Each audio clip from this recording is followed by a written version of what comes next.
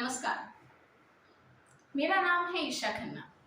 मैं एक motivational speaker हूँ, ट्रेनर हूँ, लाइफ कोच और एक पेरेंटिंग कोच।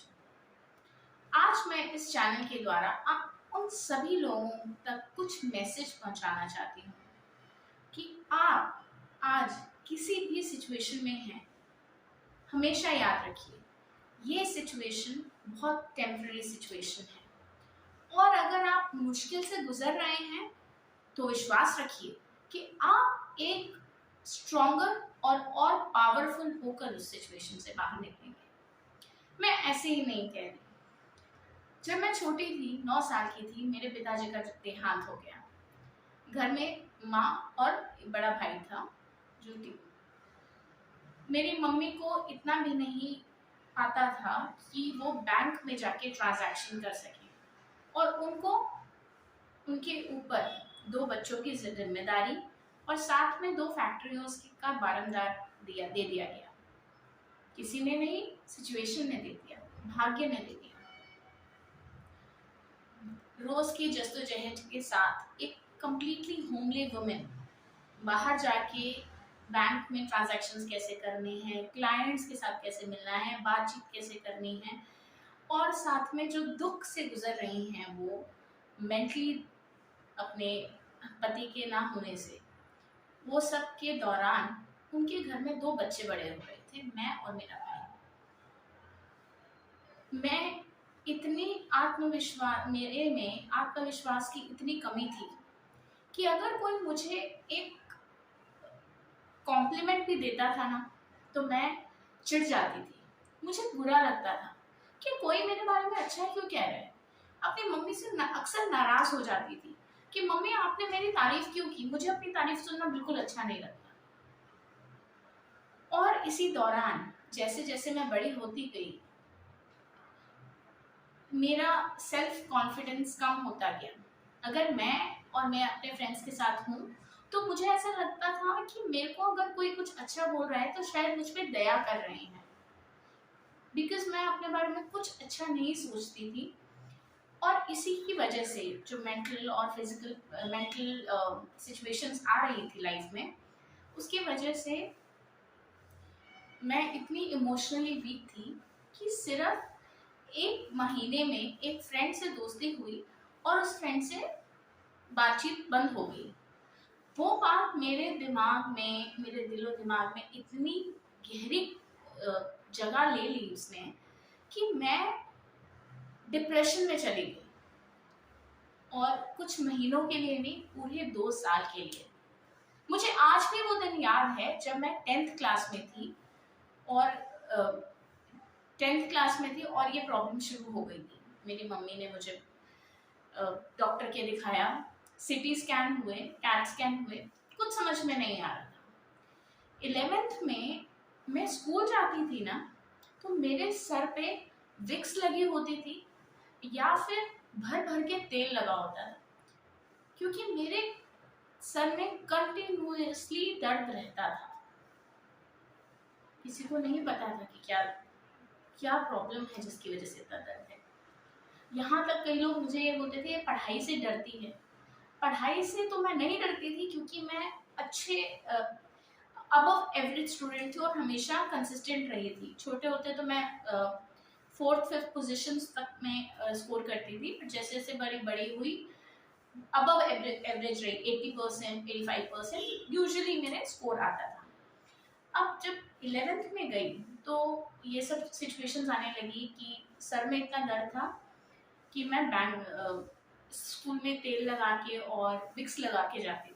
चलती फिरती विक्स की बॉटल महसूस होता था मुझे। एक हमारी टीचर थी संदीप मैम, बहुत अच्छी थी। उनको मेरे से बहुत लगाव था। वो हमेशा मम्मी से भी कुछ बताती थी, कुछ सजेशन बताती थी कि ये ऐसा कर लो, वैसा। उस टाइम पे मेंटल हेल्थ का ज़्यादा अवेयरनेस नहीं था, तो ज़्यादातर लोग हमें ये सजेस्ट करते थे कि ये वाले पंडित जी के पास चले जाओ, कुछ शायद किसी ने कर दिया है तो आप कुछ ये वाले गुरु जी के पास चले जाइए। पर इसी दौरान हमारे स्कूल में एक काउंसलर आई। वो काउंसलर इतनी बहुत बहुत ही स्वीट काउंसलर थी। तो जब भी मेरे सर में दर्द, मेरी उनसे रेगुलर मीटिंग शुरू हो गई।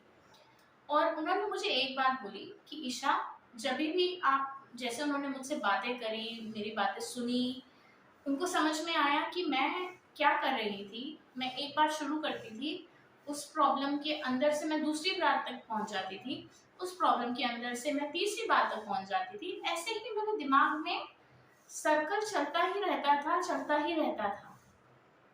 और मैं तो एक तरह से विक्टिम थी, मुझे नहीं पता था कि मेरे साथ क्या हो रहा है।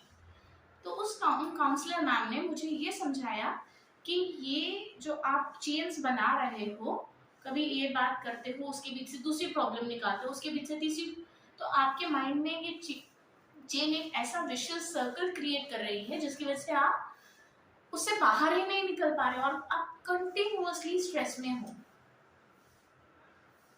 मुझे समझ में आया कि ऐसा है, बट क्योंकि मैं 10th क्लास 11th क्लास में पढ़ती हुई बच्ची थी, मुझे इतना ज़्यादा आइडिया नहीं था। और बहुत सारी सिचुएशंस ऐसी थी क्योंकि घर में भी फाइनेंशियल दिक्कतें चलती रहती थी, तो घर पे भी मम्मी से ज़्यादा मैं खुल के बात नहीं कर सकती, तो हर तरफ से स्ट्रेस था कि किससे बोलूँ, क्या बोलूँ, ऐसा क्यों है, वैसा क्यों है। मेरे इतने सारे क्वेश्चन थे जिनका कोई जवाब नहीं मिलता था। जिस दिन मुझे काउंसलर मैम ने ये बात बोली, मैंने वो चेन्स ब्रेक करनी शुरू कर दी।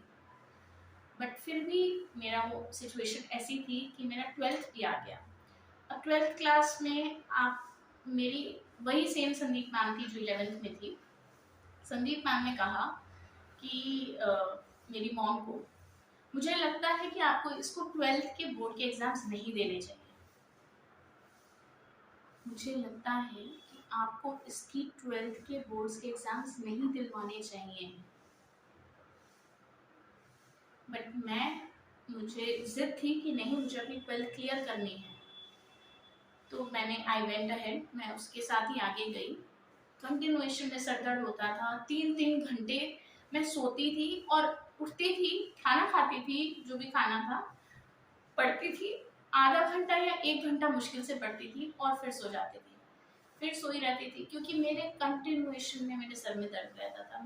मुझे कुछ समझ नहीं आता था कि क्या हो रहा है, और किसी को मेरे आसपास भी समझ में नहीं आ रहा था कि मैं किस फेज से गुजर रही हूँ। मेरे कज़न एक डॉक्टर थे, तो वो हंसते थे मजाक में कि इसको एग्जाम का स्ट्रेस है इसलिए ये सर दर्द हो रहा है। बट अगर सिर्फ एग्जाम का स्ट्रेस होता तो 2 साल तक नहीं होता, पर ये तो 2 साल से कंटिन्यूएशन में है। और ये चलता रहा, चलता रहा, चलता रहा। मैंने एग्जाम्स भी दिए, पूरे एग्जाम्स में ऐसे ही सोते जाते थोड़ी देर पढ़ती थी, फिर सो जाती थी, फिर पढ़ती थी, फिर सो जाती थी। ऐसे करके मैंने पूरे एग्जाम्स दिए और एग्जाम्स कंप्लीट हुए। और जब रिजल्ट्स आया, आई cleared all the papers and my teacher said कि मैम, मैं हैरान हूँ कि इसने इतनी तकलीफ के साथ कैसे पेपर्स दिए हैं, कैसे ये क्लियर करी। So she appreciated me because मैंने अपने एफर्ट्स, मैंने वो एग्जाम्स क्लियर करे। मुझे पता भी नहीं कि मैंने कैसे करे, शायद ऊपर वाले की मेहर थी मेरे ऊपर, जिसकी वजह से मैं वो एग्जाम्स क्लियर कर पाई। लेकिन आज मैं आपको ये सब क्यों बता रही हूँ, क्योंकि आज मैं एक खुशहाल परिवार में हूँ। मेरे 2 बच्चे हैं, मेरे बहुत अच्छे लविंग हस्बैंड हैं, सपोर्टिव हस्बैंड हैं। मेरे 2 बच्चे हैं, जो एक 8 साल की है, एक 3 साल का है, और मैं अपने करियर में खुशी खुशी आगे बढ़ रही हूँ। क्यों? क्योंकि वो काउंसलर मैम उस वक्त मेरे साथ थी और उन्होंने मुझे बताया कि उस प्रॉब्लम के साथ कैसे डील करना है।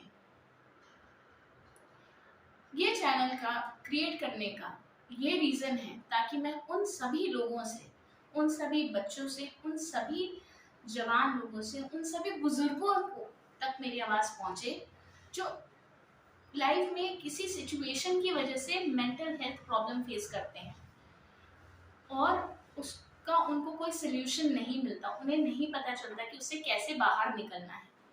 इस चैनल पे मैं आपसे कुछ ऐसी बातें शेयर करूंगी जो आपको अपनी डे टू डे लाइफ में मोटिवेटेड रहने में हेल्प करेगा, आपके अंदर एक कॉन्फिडेंस जगाएगा।